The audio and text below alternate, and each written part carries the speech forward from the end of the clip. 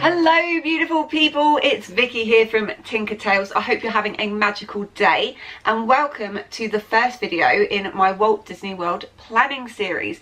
So I thought I'd do this just because I'm always getting asked questions by friends and friends of friends and family about how to plan and prepare and book a trip to Walt Disney World. So I thought I'd just upload all my knowledge. Why not, eh?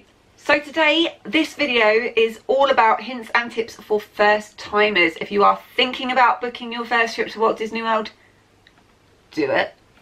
Or if you are already booked and you just want some planning tips, then this hopefully will help you guys out. So we first went to Walt Disney World way back in 2007, 11 years ago now. It's gone very quick. But we didn't really plan it or research it. We didn't really know what we were doing.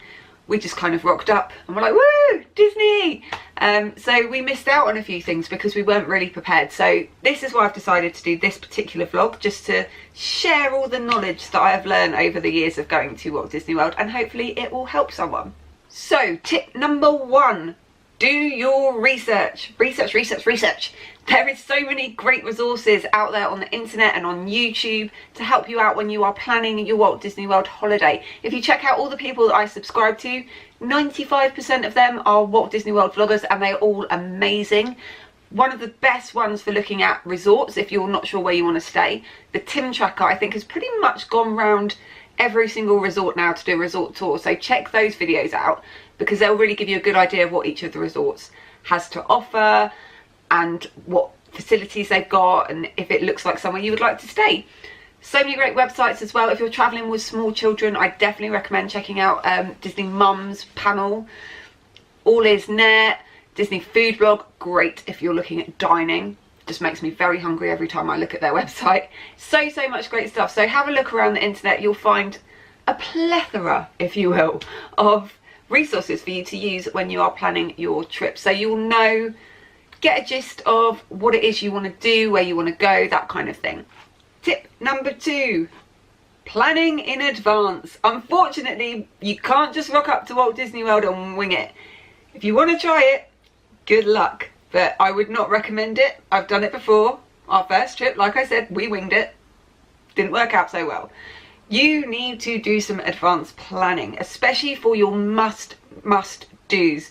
If you're doing all your research and you think, I can't miss out on that, you can make sure that you do it in a couple of very simple steps. If it's a restaurant, you need to utilise Advance Dining Reservations. Now, I don't know what I'm having for dinner tonight, but I do know where I'm eating in 6 months' time because I already have my table booked. I know, it's insane, and a lot of people don't quite get it. I know the guys at work are like, what? Where? You're already getting a reservation for 6 months? You've got to do it, especially for certain restaurants. If you want to eat at Cinderella's Royal Table, Be Our Guest Restaurant, California Grill during fireworks time, you need to book those in advance. Others as well, Ohana's is very popular, especially for breakfast and dinner. There's so many. You do need to book them in advance. So I remember our first trip to Walt Disney World way back in 2007, and like I said, we made no plans or anything like that, and we rocked up to Tony's Town Square restaurant, which is the Italian at the front of Main Street in the Magic Kingdom. At about 7 o'clock, walked up to the two cast members at the meet and greet desk and were like, can we have a table for two please? And I remember there was a guy and a girl, and the guy kind of looked at us like we'd gone completely crazy to even consider asking. He just kind of was like, no. And then the girl kind of did the, you know, the head to the side. Oh, sweetie, you have no idea what you're doing here, do you? Like, clearly not. No, we had no idea you needed reservations, but you do. So advanced dining reservations are available 180 days in advance. And if you want to eat in some of those restaurants that I've already mentioned, Cinderella's Royal Table, Be Our Guest, California Grill, loads of others, you need to book those 180 days in advance. Even if they're quieter restaurants, but you know that you really want to eat there, you need to get it booked. Same with your fast passes. If you've seen or heard about certain rides that you think, I really have to do that, you need to get that booked. And you can book that 60 days in advance if you're staying at Walt Disney World property, 30 days in advance if you're staying off property. And the best way to book all of these things, the My Disney Experience app. Now this is a must-have if you are going to Walt Disney World. Whether you're staying on-site, off-site, you need this app. You can book your dining reservations on here, you can book your fast passes on here, you can see all the show times, there's maps of the parks. So this is the Magic Kingdom, obviously it's not open at the moment, but normally it would have the queue times on there. It shows you where the toilets are, where guest services are, where the lockers are, where first aid is. It is a must have if you're going to Walt Disney World. You can also edit stuff on here, so you can change your fast passes, you can change your dining reservations or cancel your dining reservations.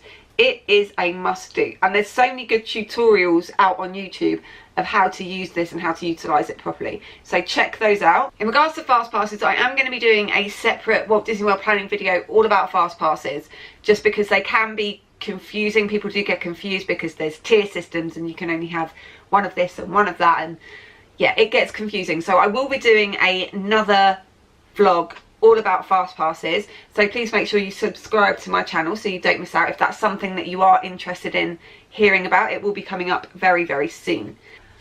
So tip number 3, weather. Florida weather. There's nothing quite like it. It is hot, I'd say 10 months out of the year. For us coming from the UK, it feels very, very hot, especially in those summer months.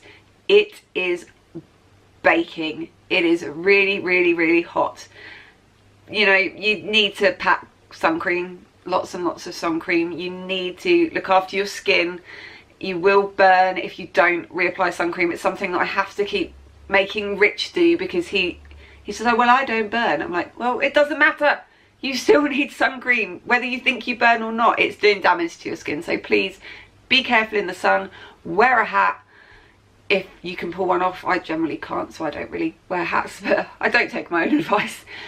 And if you're in a water park, make sure you keep getting out and reapplying that sun cream, because you definitely need to. I remember in 2010 I didn't enough in a water park. We were in Typhoon Lagoon, and by the time we'd got back to the hotel that night, I was a lobster. I literally glowed in the dark. I was that brightly red, and I didn't sleep properly for about 2 nights because I couldn't even have the covers over me because it was so painful, and every time I moved, oh, it was awful, and it ruined like 2 days of my holiday. So don't get yourself into that state. Make sure you are reapplying sun cream, and make sure you are keeping yourself hydrated. You need to be drinking lots and lots and lots and lots of water. You're going to be doing a lot of walking in that heat. There's some places where there's very little shade. You need to make sure that you are keeping yourself hydrated, especially if you want to enjoy some of those more adult beverages that Walt Disney World have to offer, and there are a lot of them, and they are very, very good. But make sure you're drinking water as well. One thing that me and Rich always do is we will always go on our first day to a supermarket and get a big pallet of water that we can keep in our room, that we can keep in the fridge. Maybe if it's got an ice box, put a couple in there so that we've got frozen water for the morning when we get up and go out. Just make sure that we've definitely got something that we can grab and go, and when we get back from the parks, just to, you know, top up the water levels. I would not advise buying bottles of water in the Disney parks. They're very expensive. They're like $3 to $5. I'm not quite sure at the moment, but they're expensive for a bottle of water when you can get it for free. If you go to most quick service or counter service restaurants or the little food trucks, they will give you ice water for free. So make sure you're taking advantage of that. There's also water fountains dotted all about the place. So don't be paying for water. Don't be using a snack credit if you're on the dining plan for a bottle of water. No, no, no. Save that for a funnel cake or something much bigger, or an ice cream sundae. Don't use it for water. That's insane. Just take advantage of the free stuff that Disney offer, which is free ice water. Perfect.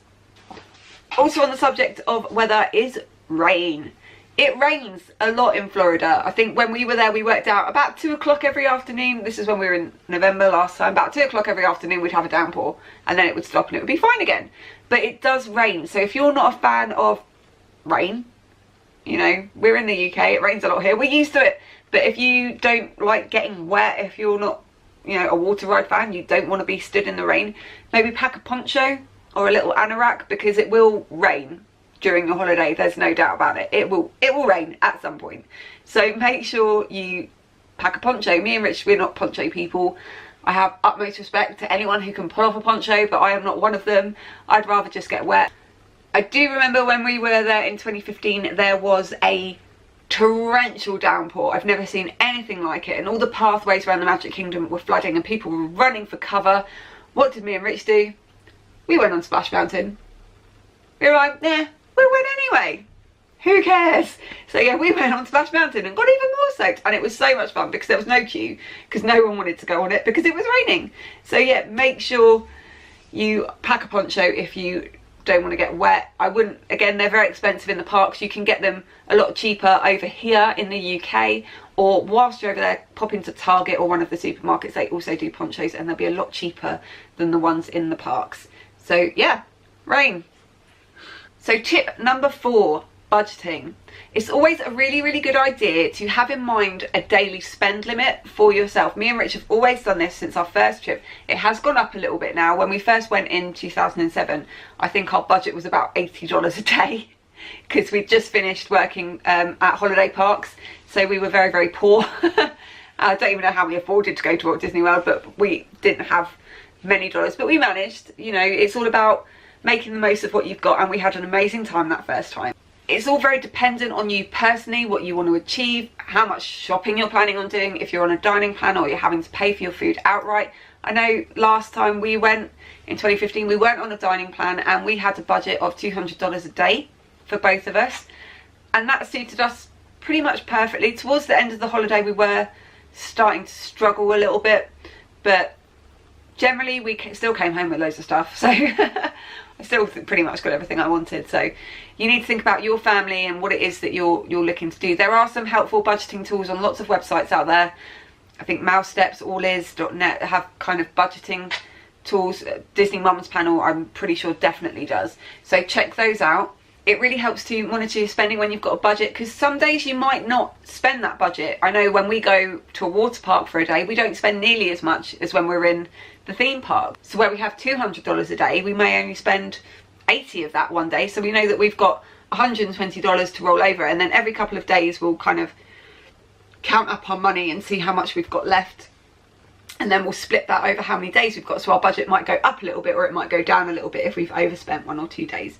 But that's just a really good way to make sure that you don't end up on the last couple of days of your holiday thinking, I can't afford to eat. You don't want that. You do not want to do that. There are lots of different ways to save money while you are out there.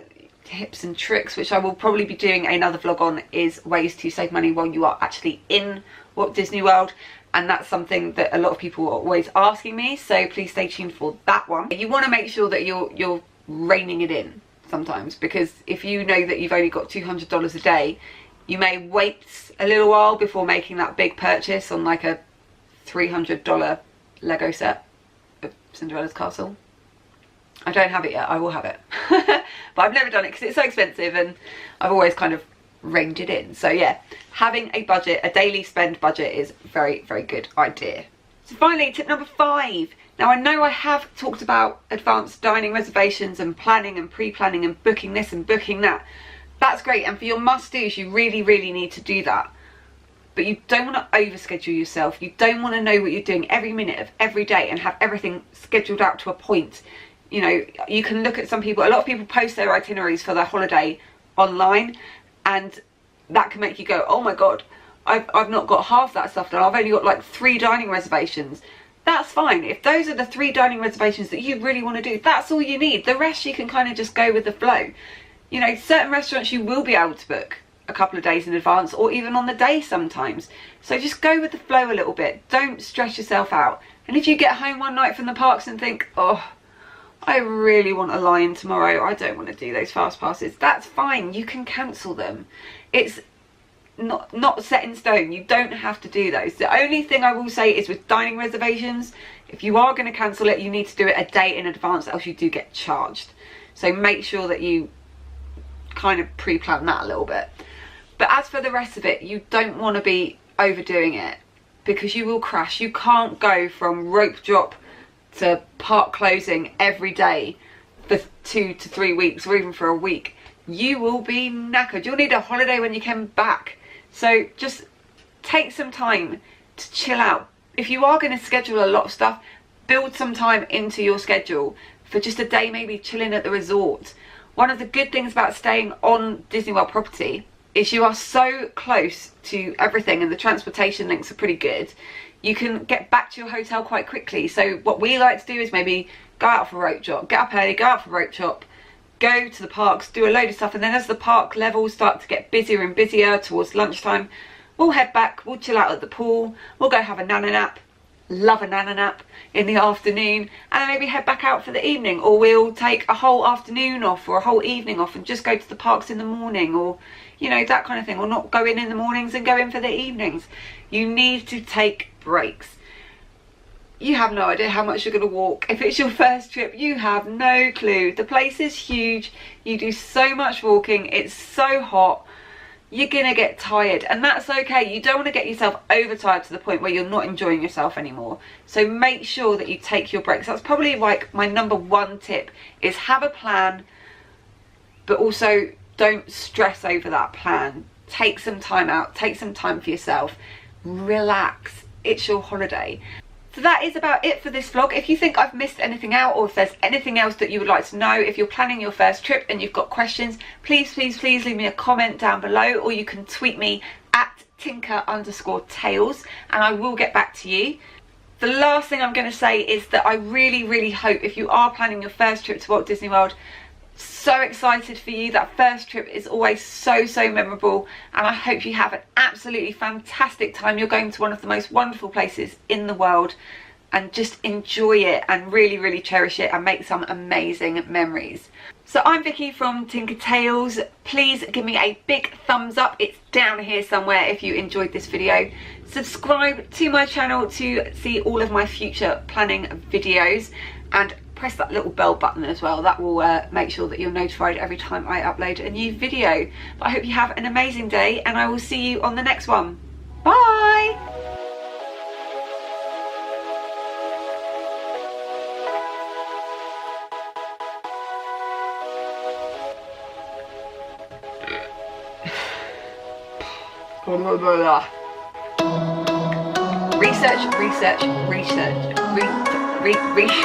Research.